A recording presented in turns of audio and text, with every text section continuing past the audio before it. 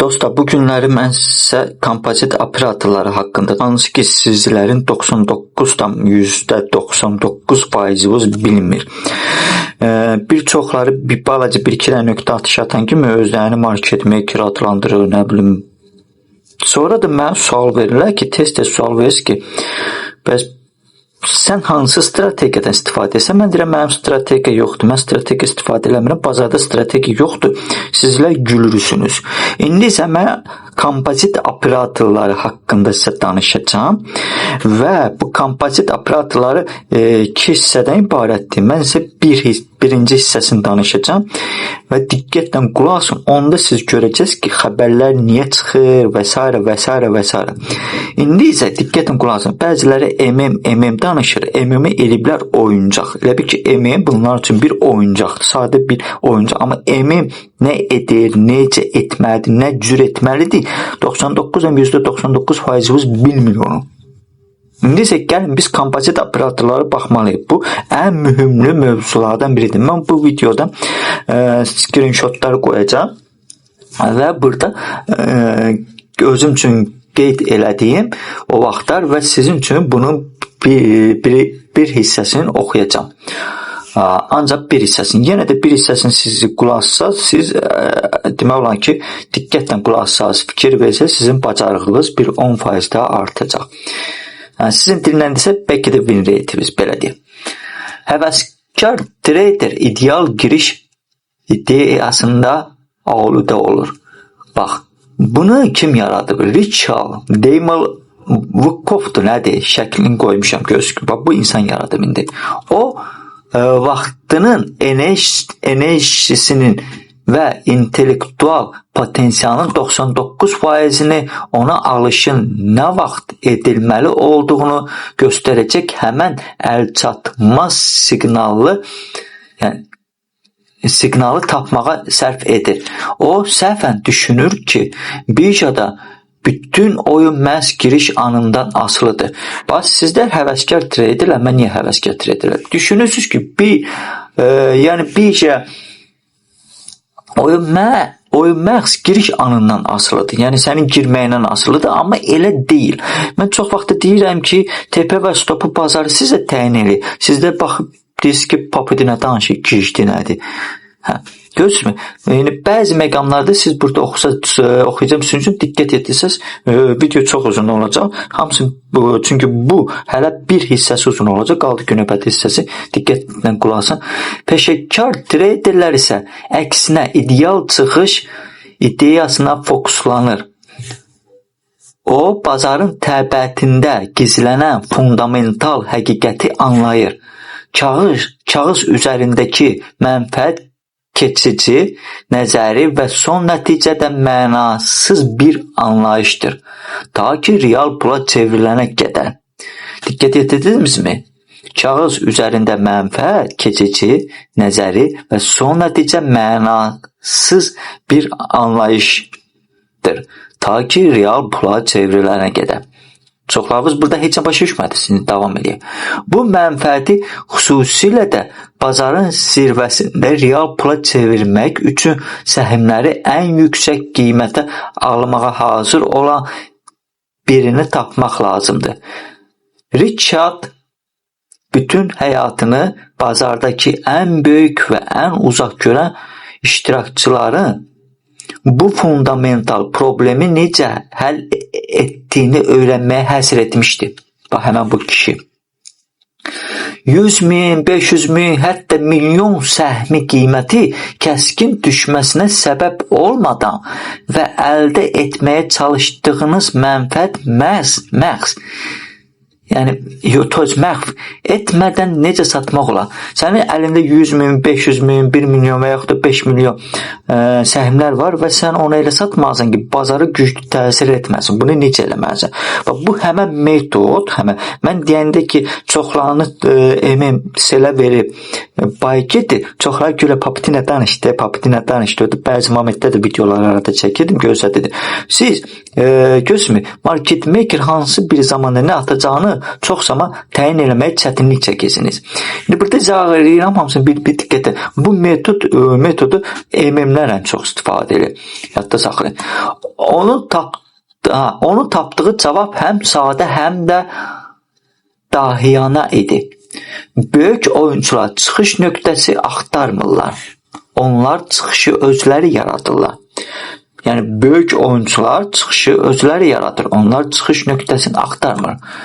Bu onların bunu necə etdiklərinin hekayəsidir. İdeal çıxış sənətini başa düşmək üçün əvvəlcə böyük iştirakçının qarşılaşdığı fundamental və miqyas baxımından nəhəng problemi anlamaqdır. Bu problemi ən yaxşı şəkildə Richard araşdırmaları ilə izah etmək olar.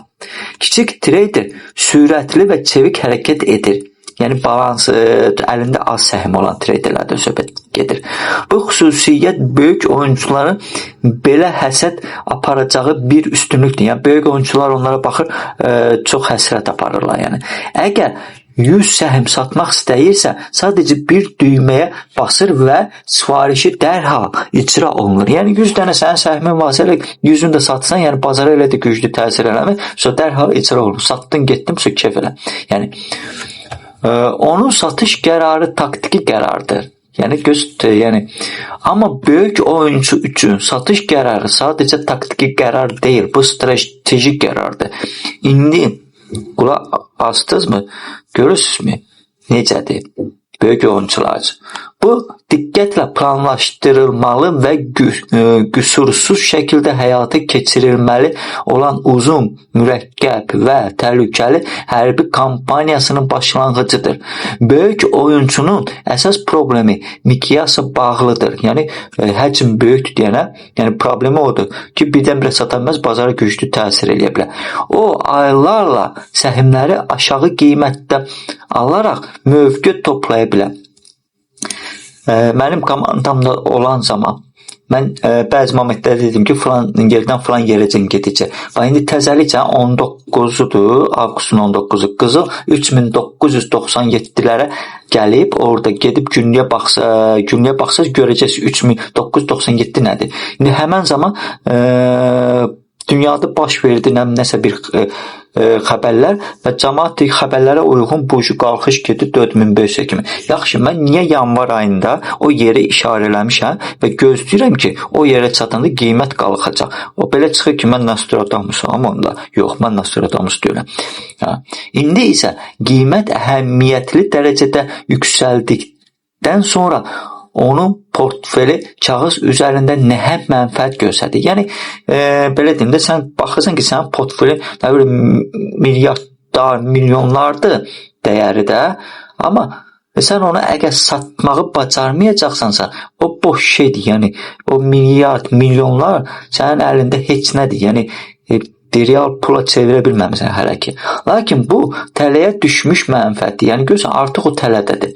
Əgər o bütün səhmlərini açıq bazarda satmaq əmri verirsə, təklifin qəfil və böyük həcmdə artması bazarın kövrək tarazlığını dərhal pozacaq.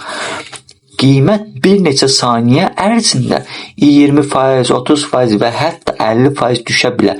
Çünki onun öz satışları bazarda böyük panikaya səbəb olacaq. Belə bir vəziyyətdə o öz məğlubiyyətinin əsas səbəbinə çevriləcək və nəhəng mənfəəti fəlakətli zərərə çevriləcək. Bax, həmən əlində olan böyük bir mənfəəti bu hamısını birdən satışa çıxarsa, bazar riski çökəcək, hamı panikaya düşəcək, satacaq. Dayıca heç xeyir tutamayacaq, dayıca ziyana gedəcək o başa düşdüyün əlində olan o xeyirli səhmlərə görə. Ziyana gedəcək. Ona sərf eləmir. Bax, bu zaman ən güclü market makerin bir addımı ortaya çıxır. Market makerlər istifadə elədiyi bir addım. Onu çox bilirsiniz necə? İndi burada oxuduqca görəcəksiniz ki, MM'lər sizlər üçün nələr yaradıb, nə tələlər qurub. Bir hissəsini görəcəksiniz.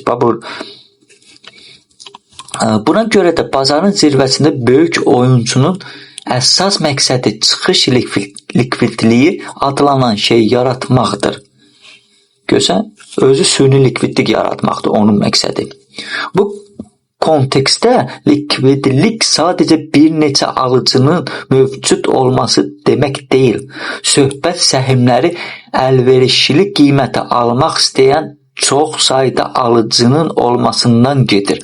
Görürsünüz, o alıcı olmasa o sata bilməyəcək. Kimə satacaq? Heç kimə.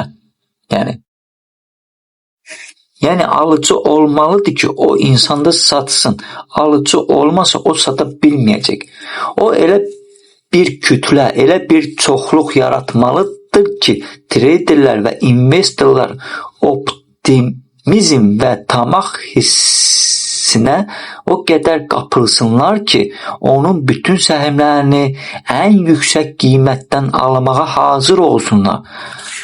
O elə bir kütlə, elə bir çoxluq yaratmalıdır ki, traderlər və investorlar optimizm və tamaq hissinə o qədər qapılsınlar ki, onu bütün səhmlərini ən yüksək qiymətlərdən almağa hazır olsunlar. Qızıl ilk maksimumlarına qalxanda mənim komandamda olan insanlar gözləri ilə şahid oldular. Mənim axırıncı işarəm 5600-də durmuşdu. Hələ qızıl bu qızıl yəni hələ 5000-də idi. 5400-ü təxmin edirdim. Oradan keçmişdi bir işarəm. Bir də ki, ən axırıncı işarəm 5600-dən o tərəfə işarə yox idi. Niyə? Çünki böyük oyunçular niyə qiyməti qaldırmağı, o şeyləri bilməzənsə, danışanda market maker. Yəni mən 5600-dən o vaxtı seli vuranda heç kimlərsə orada hələ heç nəsə bir təsdiq zadı yaranmamışdı. Mən 5600-dən seli vuranda. Təsdiq də yox idi. İndi bax, soruşurlar sənin strategiya nədir? Deyirəm, bazarda strategiya yoxdur, gülürlər. Sən bazarda kompozit traderləri izləməyi bacarmalısan. Başa düşdün mü? Kompozit traderləri. Bilməlisən ki, onlar nə edir, niyə edir, nə üçün edir. Məhz bu alıcı kütləsi onun çıxışıdır. Yəni görürsünüz, həmən o.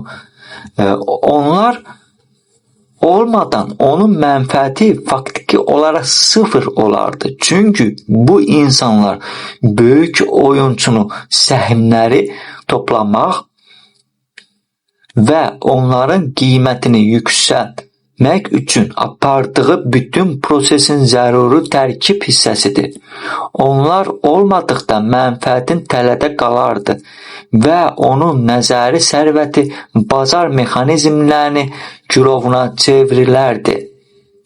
Görürsünüzmü? Niyə girovuna çevrilir? Çünki sata bilmir deyənə. Siz elə bilirsiniz, elə alım satım asandır. Konsept öyrəndin belə. Sən böyük oyuncuların spotda necə hərəkət etdiyini bilməlisən.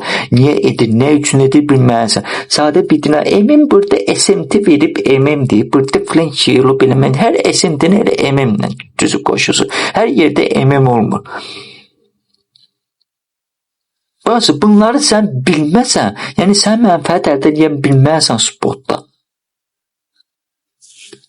Buna görə də ideal çıxışa hazırlıq prosesi iki əsas mərhələdən ibarətdir. O isə birinci mərhələ. Belə bir alıcı kütləsi yaratmaq. İkinci, səhmləri metodik və ehtiyatlı şəkildə satmaq. İki mərhələ eləməlidir ki, bu əlində olan böyük bir səhmləri bu insan satsın. Keçirik.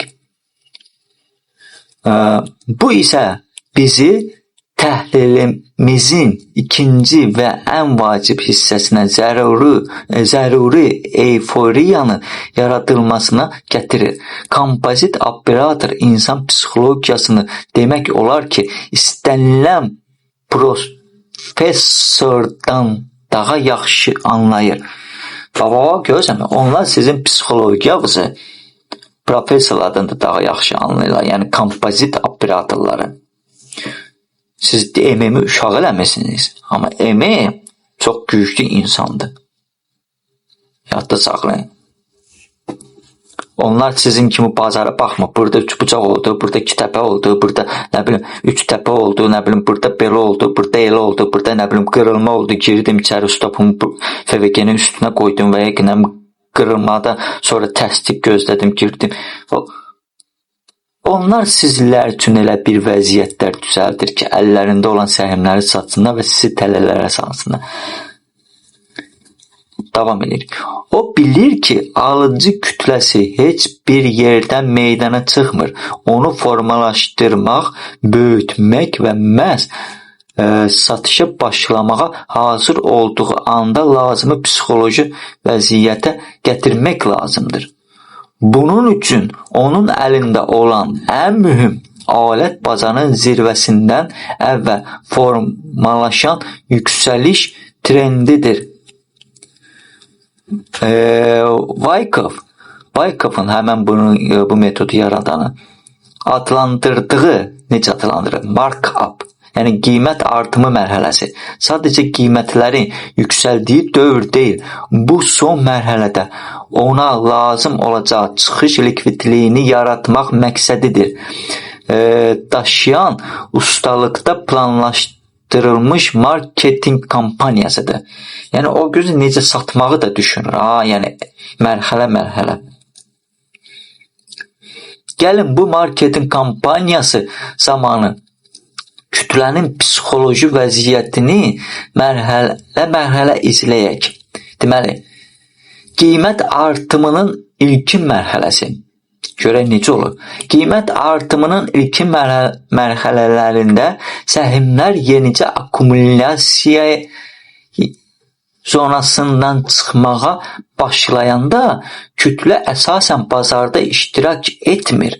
Onlar ya əvvəlki düşüşdən hələ də qorxurlar, ya da yeni yüksəlişə qarşı son dərəcədə skeptik yanaşırlar.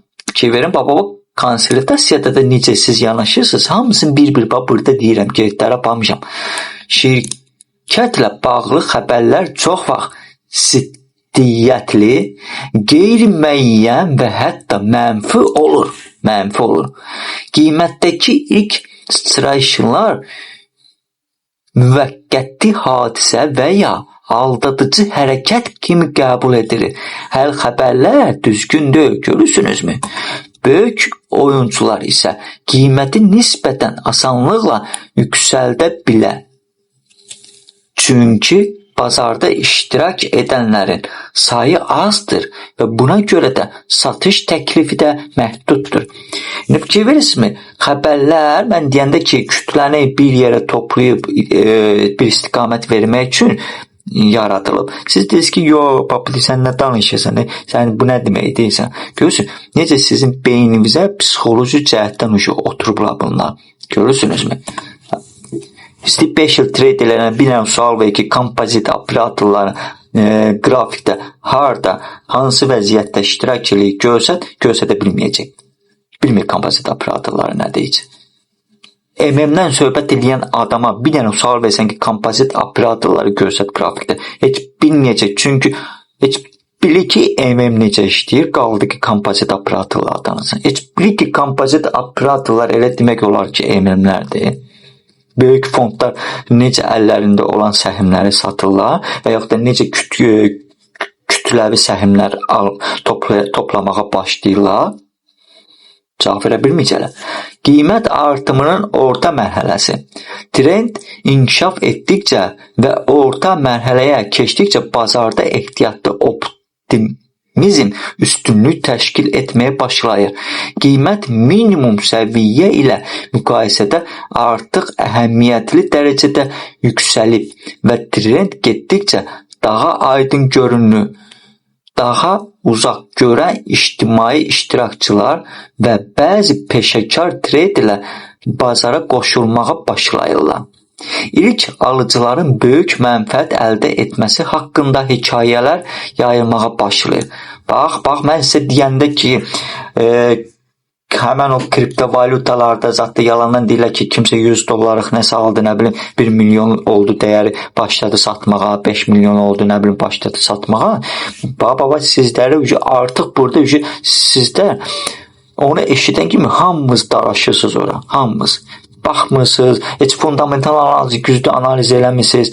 Yəni, hamınız dalaşırsınız ki, plan kəslər belə deyib əmək olursunuz, nostr edirlər. Bir balaca da arada göstəricilərə baxan insanlar özləri öz aləmində bilmir ki, bunların baxdığı göstərici şirkətlər tərəfindən sizə ötürdüyü göstəricidir, dostlar. Və xəbərlər də şirkətlərin istədiyi göstəricini göstəribsə, əsl göstərici yoxdur ortada. Əsl insanın real attım nə atacağı yoxdur ortada. Davam edir dostlar. Bu isə bazardan kənarda qalan insanlarda paxıllıq və tamaq hissini gücləndirir. Görürsünüz? Xəbərlərdə getdikcə pozitiv xarakter almağa başlayır. Xəbərlər də pozitiv xarakter verir. Yəni mənfi fikirlər söyləmirlər. Hamısı pozitiv fikirlər söyləmir. Deməli, görək, bu deməli qiymət artımının orta mərhələsi idi. Keçirik artımın son 1/3 mərhələsi. Artımın son 1/3 mərhələsində böyük oyuncuların marketinq kampaniyası öz zirvəsinə çatır. Əvvəllər tədricən və nizamlı şəkildə yüksələn qiymət artıq sürətlənir. Hərəkət daha kəskin və dramatik xarakter alır. Əvvəllər tərəddüd edən kütlə artıq bir güclü hissin təsiri altına düşür. Fürsəti əldən vermək qorxusu, FOMO, yəni fürsəti əldən vermək qorxusu, FOMO. FOMO haqqında da psixoloji qrupda psixologiya yerində qeyd eləmişəm. Yəni fürsəti əldən vermək qorxusu yaranır, yəni FOMO yaranır. Bütün şübhələr artıq kənara atılır. Yəni insanın şübhəsi artıq kənara atılır.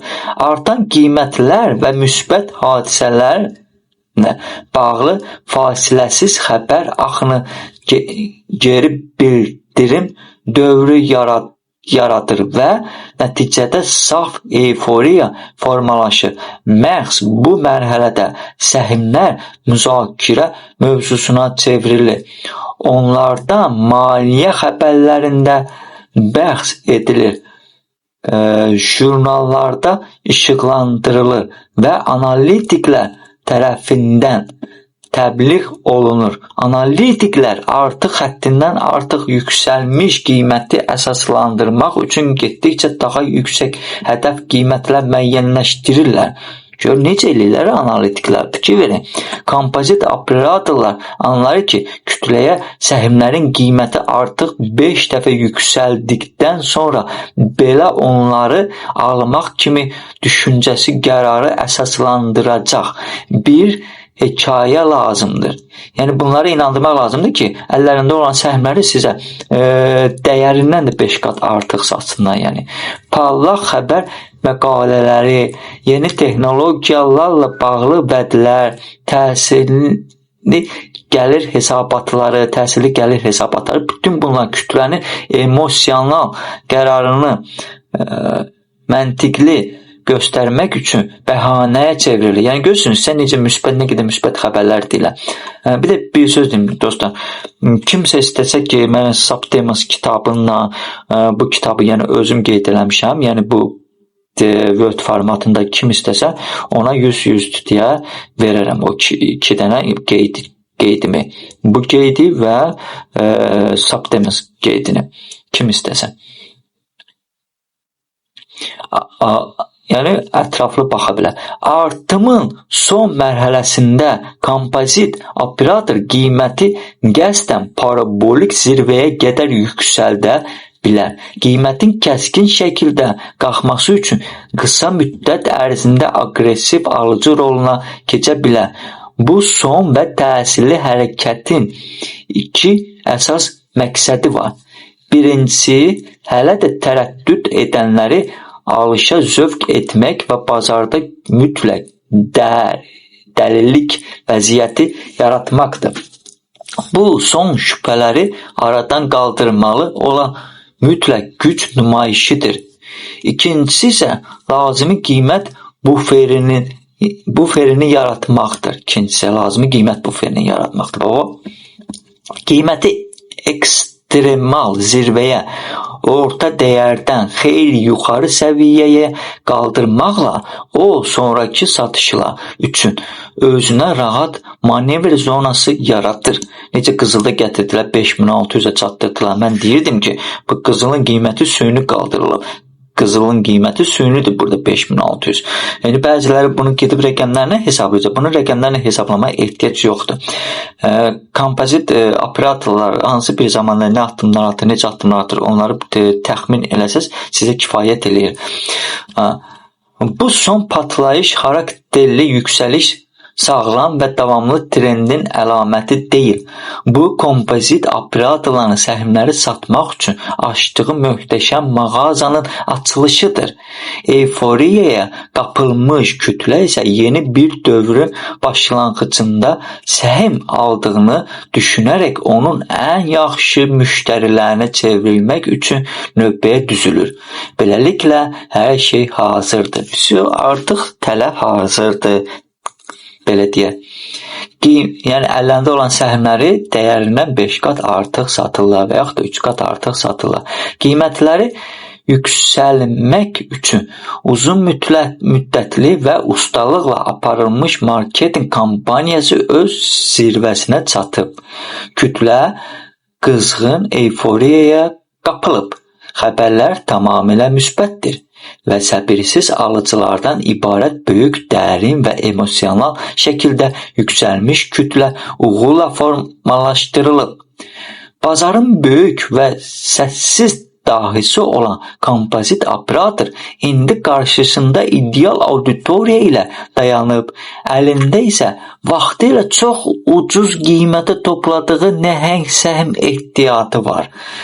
İndi onun vəzifəsi ikinci böyük kampaniyaya başlamaqdır. Artıq sizləri gətirib çıxardıb pik nöqtəyə dostlar. Artıq o işi bilir ki, siz hazırsınız, siz emosiyanızı qapılmısınız. Ay, qalxa gedir. Əli dedi, Pirvəli dedi, Məmməd dedi, Nostredilər qoşulub bura.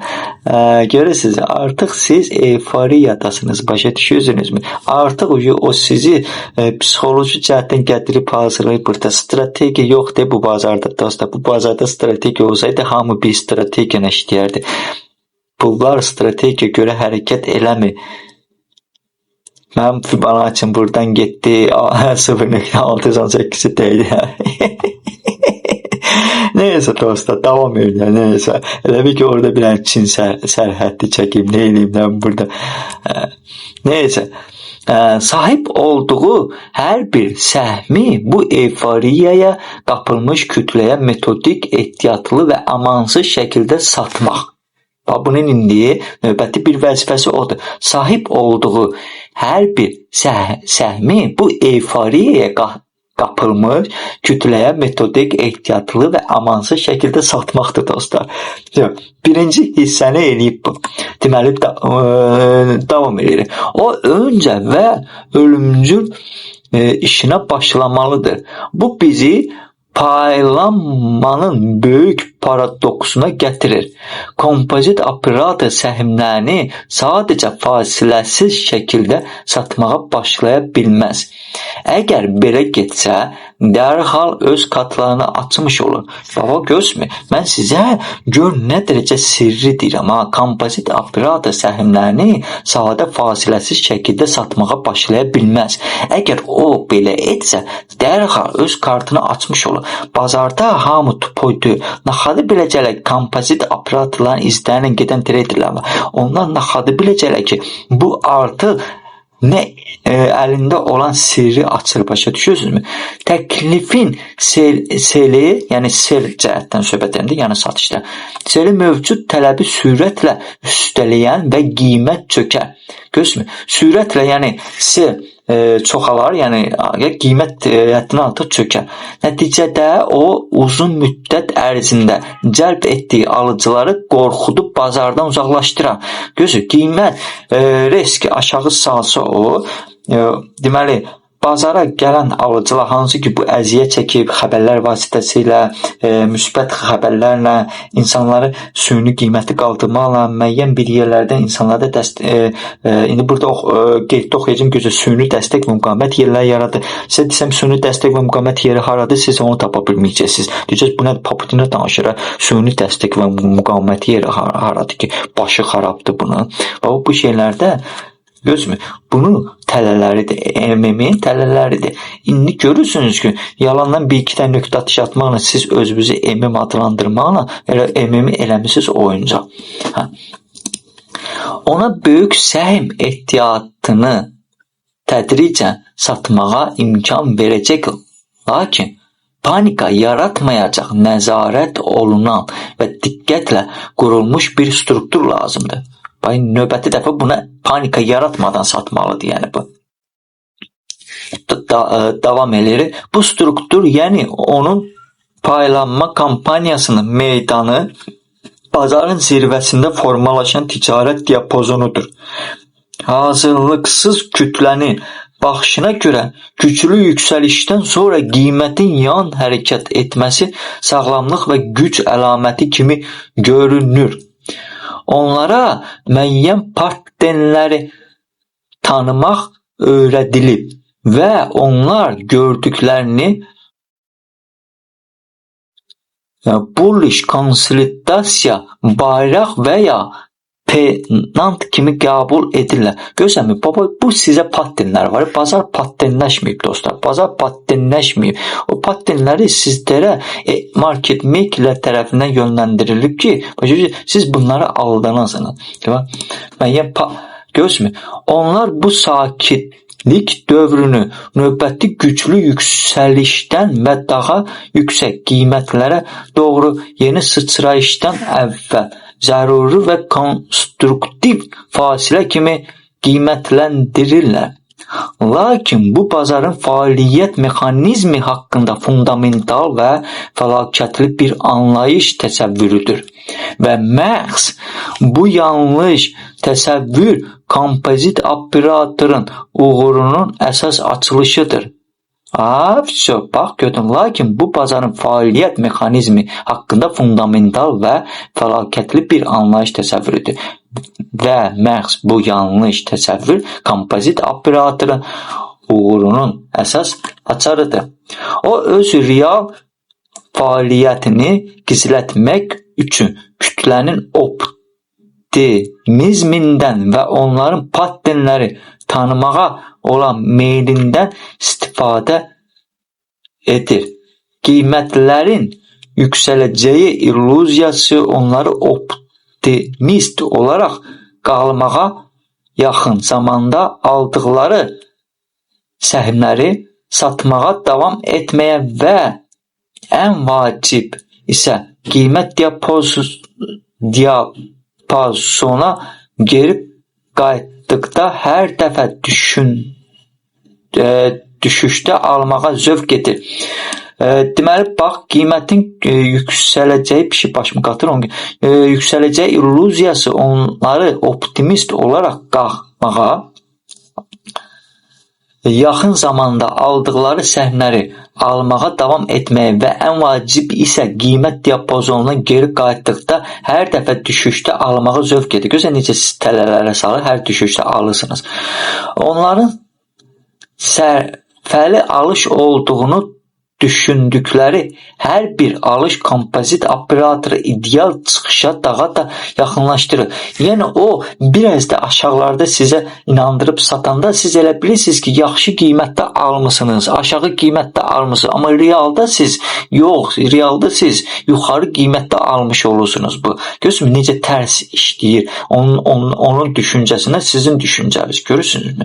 Necə sizi tələlərə sallar burada. Acizə bir spotda sual verəm ki, alışveriş eləyəndə sən nəyə fikir verirsən? cavab verə bilmirlər. Spotu tərifləyirlər, amma cavab verə bilmirlər çoxları. Beləliklə, qiymət diapazonu istirahət yeri deyil. Bəzilərinə spotu sual verirəm, kompozit operatorları harada alıb sata bilər? Onlarla bir yerdə alıb sata bilərsən. Mənə deyirlər, gitsən spotda nə kompozit operatoru, tradedə nə kompozit operatoru. Baxıram, belə insan deyim, neçə ildir bu sahədəsən? Deyir, 5 ildir, 7 ildir, 8 il. Deyirəm, Allah canımızı alasın. Get bir 8 ildir bu sahədə olanda bilərsən nədir kompozit operatorları. Dedim, MM-i tanıyırsan? Deyir, hə, MM bilirəm. Deyirəm, MM nə işlər görür? Bilmir heç MM nə işlər görür. Bir dənə kitabda cümlə əzbərləyirlər ki, MM. Neyniyir? MM bazarı likvidliklə təmin edir. Bildikləri bir dənə odur. Başqa heç nə yoxdur. Cüzü də ondan bundan 99%-inca.